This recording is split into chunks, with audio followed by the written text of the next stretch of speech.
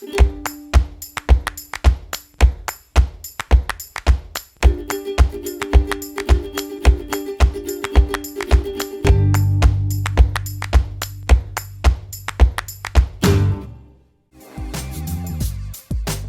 suis Laure Pichereau, j'ai 46 ans, je suis mariée, j'ai 2 enfants. Et puis, entrepreneuse depuis 2016, puisque j'ai créé ma société avec mon cofondateur, Jérôme, en janvier 2016 précisément. Et je viens du domaine des sciences de la vision. J'ai travaillé dans plusieurs domaines dans les sciences de la vision. Je travaillais en tant qu'enseignante à la faculté d'Orsay. Voilà. J'ai travaillé en tant que clinicienne également, à faire des examens de vue, adapter des lentilles de contact. J'ai travaillé dans l'industrie, une grosse industrie qui s'appelle Johnson & Johnson, qui est assez bien connue, la partie Vision Care et lentilles de contact. Et puis après, j'ai travaillé dans une plus petite industrie, une toute petite structure qui commençait de naître. Je suis arrivée, on était 4, il y avait les 2 cofondateurs et puis la secrétaire et moi-même. Et voilà, donc tout ça m'a amené jusque, on va dire, en 2010-2011. Et puis, j'ai commencé à réfléchir à un projet personnel. J'avais besoin de me nourrir d'autres choses. Alors, si on peut rentrer dans les, on va dire, les secrets, je me suis intéressée aussi à d'autres choses que l'optique. J'ai fait une formation sur la partie ébénisterie et marqueterie, donc je suis vraiment partie dans autre chose pendant 1 an. Et puis j'avais ce projet qui était de me dire, est-ce que je suis capable d'automatiser l'examen de vue, ce qui fait le cœur de mon métier, est-ce que je connais le mieux, est-ce que je serais capable de le modéliser sous forme d'algorithme. Et c'est un peu parti, on va dire, un peu comme un challenge personnel, voilà, devant une page blanche, dans ma cuisine, très précisément.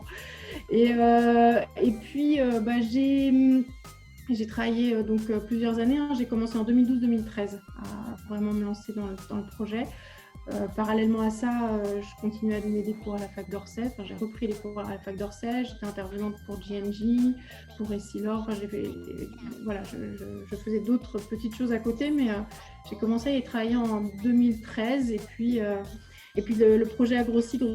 Et puis un jour, je me suis vraiment dit, je crois que je pourrais y arriver à modéliser la réfraction subjective et à faire de l'examen de vue un examen qui peut être automatisé sous forme d'un système expert en fait. Et puis, la seule chose qui me manquait, c'était un partenaire, un cofondateur, parce que je ne serais pas partie toute seule. Je n'avais pas en moi cette envie d'être entrepreneur à tout prix. Je ne me voyais pas être entrepreneuse toute seule. Fallait que je puisse partager cette expérience. Et j'ai eu la chance de rencontrer Jérôme, qui est également optométriste spécialiste en sciences de la vision comme moi. Et je l'ai rencontré en 2015 et il a adhéré au projet. Et puis on a parcouru l'année 2015 ensemble à se poser tout un tas de questions sur comment on verrait le marché, comment on se lancerait, etc. Et puis fin 2015, on s'est regardé droit dans les yeux, on s'est dit go, pas go, go, pas go, go. Allez. Et donc on a créé l'entreprise. En janvier 2016, on a commencé des cours à HEC Challenge Plus, en l'occurrence, que je recommande vivement quand on vient du monde on va dire de l'ingénierie et qu'on n'a jamais fait vraiment du business avant. On l'a fait, on va dire, dans les entreprises, mais qu'on n'a pas suivi des cours dans le sujet. Je pense que pour avoir une big picture de l'histoire, c'est pas mal. J'ai pour habitude de dire que la montagne est toujours aussi grande, mais le brouillard un peu moins devant, donc on la voit mieux. donc voilà, et donc on a commencé les cours à HEC Challenge Plus, et puis on a commencé le projet, on a onboardé assez rapidement à la fois quelqu'un que je connaissais bien, avec qui j'avais travaillé dans mon travail antérieur, qui était Damien Gatinel, qui est chef de service à la Fondation Rothschild et qui est ophtalmologiste. Et puis très rapidement également, on a onboardé Véronique, avec qui j'ai travaillé chez G&G et qui était directrice à l'époque finance internationale pour G&G Vision Care. Donc voilà, puis petit à petit, on a constitué l'équipe et puis petit à petit, on a travaillé sur le prototype et puis petit à petit, un jour, on a pu sortir le prototype. C'était en février 2018.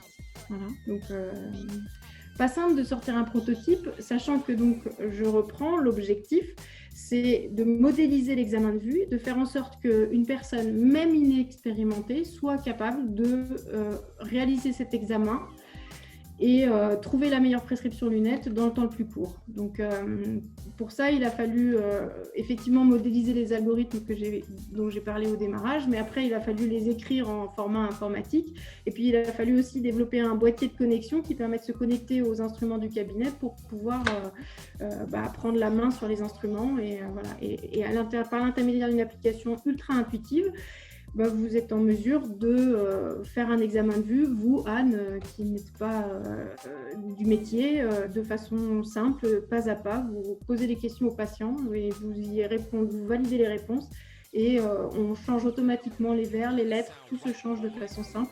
Et à la fin, vous obtenez la meilleure prescription dans le temps le plus court. Voilà. Et donc, on a sorti ce prototype en 2018 et l'aventure a vraiment pu commencer. On a pu lever des fonds et puis derrière, aller sur le marché. Et voilà, on est aujourd'hui en phase de commercialisation et on est en train de chercher des fonds pour passer à la phase d'après qui est vraiment le déploiement commercial France et international. Et puis, je vous dirais également les développements R&D qu'on a en tête parce qu'on en a plein, il y a plein de choses à faire sur le sujet. Donc, on ne manque pas d'idées. Alors, je vais répondre en deux temps. Je me suis posé des questions,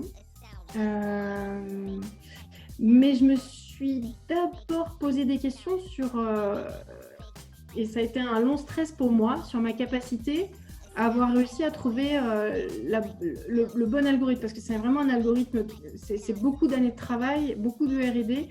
C'est vraiment quelque chose de gigantesque qui m'a demandé énormément de recherche, de retour arrière, je vais dans une direction, je suis obligée de repartir dans l'autre, pour construire ce qui m'a semblé être le plus cohérent et le plus solide et qui puisse prendre en charge le maximum de patients.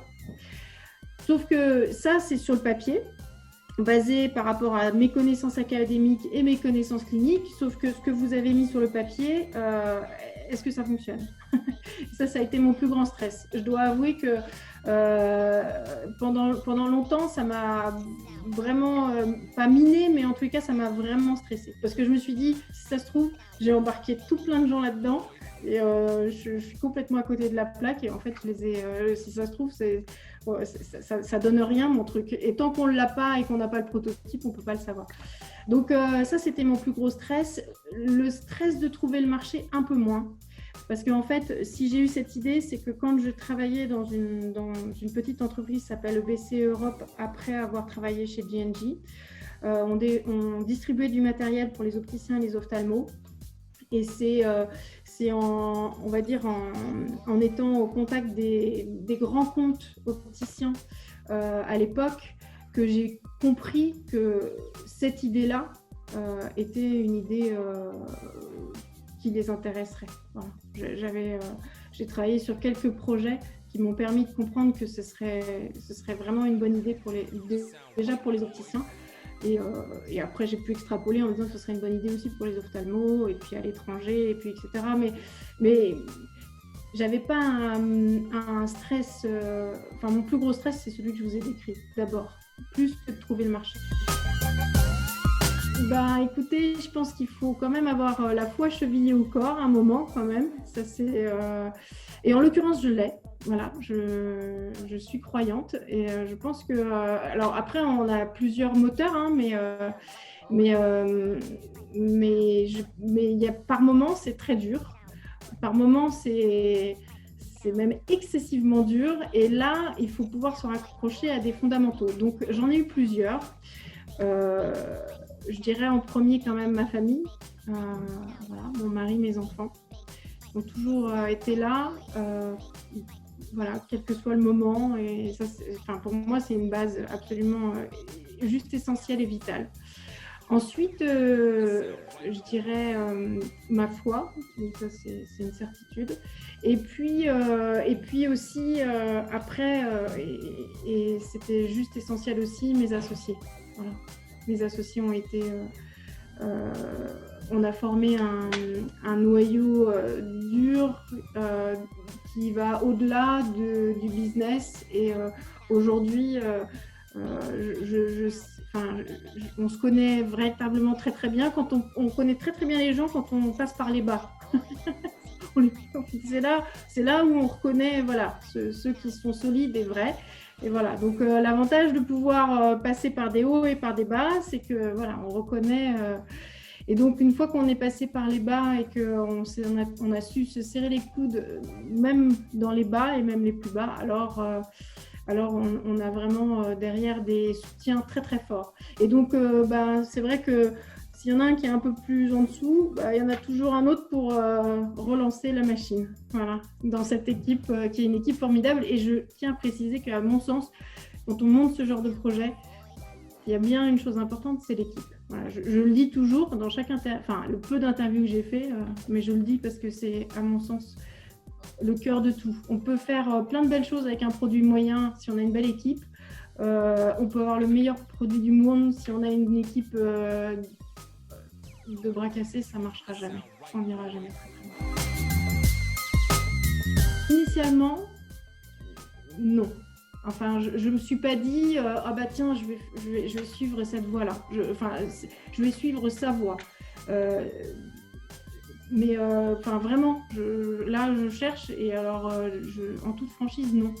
Parce que en fait, quand j'ai commencé le projet, c'était d'abord un challenge personnel, et puis après, il y a des personnes qui, voilà, j'ai rencontré Jérôme, et puis ça s'est concrétisé en projet, etc. Finalement, voilà, on est parti dans, mais je suis pas partie avec une icône, voilà. Mais par contre, il y a des gens qui m'impressionnent.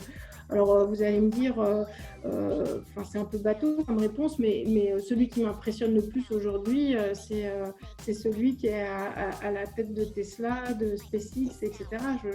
C'est des gars qui m'impressionnent énormément. Mais après, j'ai pas d'icône particulière. Voilà. Ça fait partie intégrante de nos objectifs. Alors, ça fait partie des valeurs qu'on partage en interne et que je partage avec notamment Jérôme, mon cofondateur.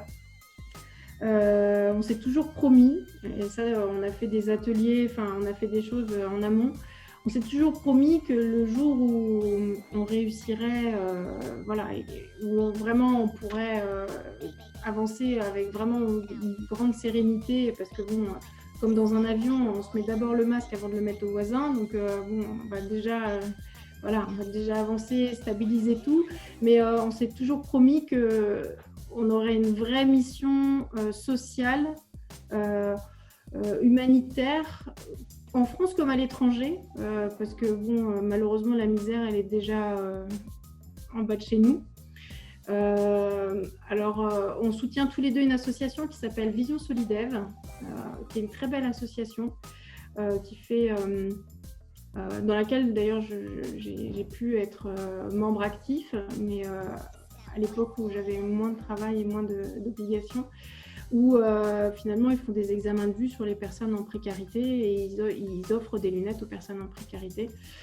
Et donc, dans l'idée, ce serait vraiment de pouvoir aider ce type d'association pour leur donner, leur mettre à disposition notre outil pour que ce soit, pour pouvoir prendre en charge plus de personnes. Et encore une fois, ça peut être en France, ça peut être à l'étranger, mais ça fera partie de nos missions et ça nous tient vraiment à cœur. Mes projets, on va dire à moyen terme, c'est vraiment d'arriver à faire éclore l'entreprise on va dire vraiment de façon à la hauteur de ce que je pense qu'elle mérite par rapport aux produits qu'on a développés. Et aujourd'hui, ce qui me motive vraiment, c'est de voir à la fois l'équipe qu'on a, le produit qu'on a, et de me dire j'aimerais pouvoir arriver à asseoir les choses vraiment, parce que là, on est dans un mode start-up où on travaille de façon très, on va dire, très intense. Et, j'aimerais à terme pouvoir poser plus les choses et pouvoir stabiliser l'entreprise et faire en sorte que on travaille peut-être un peu moins dans l'urgence, de façon plus posée, plus calme. Enfin voilà, j'aimerais arriver à ça. En tous les cas, mon objectif, j'en ai toujours eu un par rapport à l'entreprise, c'est que les salariés qui travaillent dans l'entreprise soient heureux d'y travailler. Voilà. Et ça, c'est un vrai objectif. Donc, c'est vrai qu'aujourd'hui, comme toute start-up, on travaille avec beaucoup de projets, de missions, beaucoup de choses qui sont sur le feu et dont il faut s'occuper, avec peut-être moins de moyens qu'une entreprise normale, et qui fait que, bon, enfin, quand je dis normale, on va dire classique, voilà, plus assise sur ces bases. Voilà, j'aimerais amener un peu plus de sérénité dans les process de travail pour que on soit encore plus heureux ensemble. On l'est déjà, mais voilà. C'est un vaste sujet, l'optimisme, parce qu'on peut l'aborder sous plein d'angles, à mon avis. Enfin, c'est pas un petit sujet. Je pense que l'optimisme, ça se cultive, voilà. L'optimisme, ça peut être variable, c'est-à-dire que je ne crois pas les gens qui se disent continuellement optimistes. Enfin, en tous les cas, il y en a peut-être, mais c'est vraiment des cas particuliers. C'est-à-dire qu'on a forcément une jauge qui monte et qui descend. Et je dirais que ce qui est important, c'est tous les ressorts qu'il y a en dessous et qui permettent de faire remonter la jauge quand elle commence à descendre. Voilà. Et donc, il y a un certain nombre de ressorts qui sont des ressorts alors personnels, des ressorts des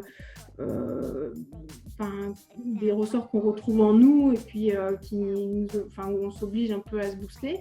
Mais j'aurais tendance à dire que c'est aussi lié à une forme de persévérance.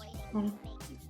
J'associe l'optimisme à de la persévérance. C'est-à-dire que pour pouvoir être optimiste, je pense qu'il faut être persévérant. Voilà.